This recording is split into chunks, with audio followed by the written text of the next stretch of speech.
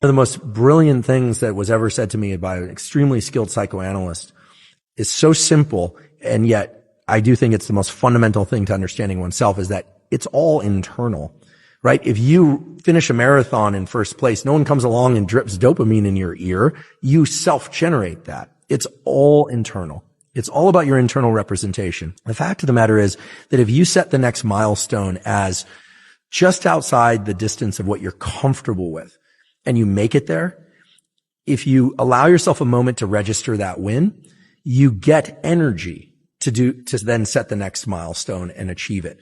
That energy is dopamine converted into epinephrine, into adrenaline.